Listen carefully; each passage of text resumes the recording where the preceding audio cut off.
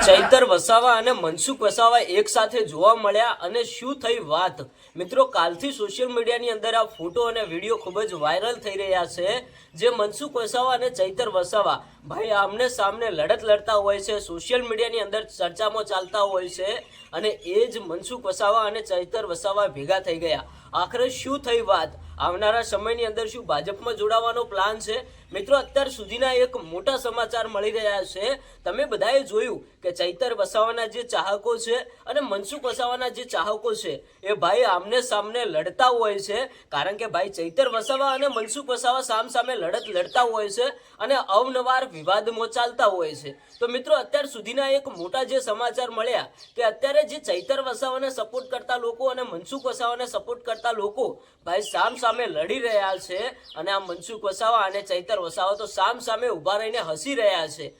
તો મિત્રો અત્યારે હાલ જે મોટા સમાચાર મળી રહ્યા છે કે ચૈતર વસાવા અને મનસુખ વસાવાનું સમાધાન થઈ ગયું કે શું મિત્રો ઘણા બધા ફેન ફોલોવિંગ જાણવા માંગતા હોય છે કારણ કે ભાઈ આ રાજકારણ છે રાજકારણની અંદર થોડા ટાઈમ સુધી ઝઘડા પણ ચાલે અને થોડા ટાઈમ સુધી સમાધાન પણ થઈ જતું હોય છે અવનવાર ભાઈ કોઈ પણ નેતાઓને એક સાથે ખુરશીમાં બેસવાનો પણ ટાઈમ આવે છે એટલે ભાઈ કોઈનાથી વિરોધ ન રાખવો જોઈએ એવી જ રીતે ભાઈ થોડા ટાઈમ પહેલા જે ચૈતર વસાવા અને મનસુખ વસાવા ભાઈ સામે ક્યાંક ને ક્યાંક સોશિયલ મીડિયામાં અવનવાર બોલતા હતા પણ અત્યારે હાલ જે સાથે જોવા મળ્યા છે તો એનો એ મતલબ નથી કે ચૈતર વસાવા ભાજપમાં જોડાવાના છે તો ઘણા બધા લોકોએ તો એવું પણ કહી નાખ્યું કે ચૈતર વસાવાએ આપણને લડાવીને હવે એ મનસુખ વસાવાના જોડે જતા રહ્યા હવે આવનારા સમયની અંદર શું ભાજપમાં જોડાવાનો પ્લાન છે કે શું તો ભાઈ એવું કંઈ હોતું નથી અત્યારે હાલ તમે રાજકારણમાં જોતા હશો કે કોઈ પણ નેતા હોય કે કોઈ પણ પાર્ટીના નેતાઓ હોય ભાઈ પોતાના સમાજ માટે કોઈ પણ ન્યાય અને અધિકાર માટે વાત કરવાની હોય કે કોઈ પણ રીતે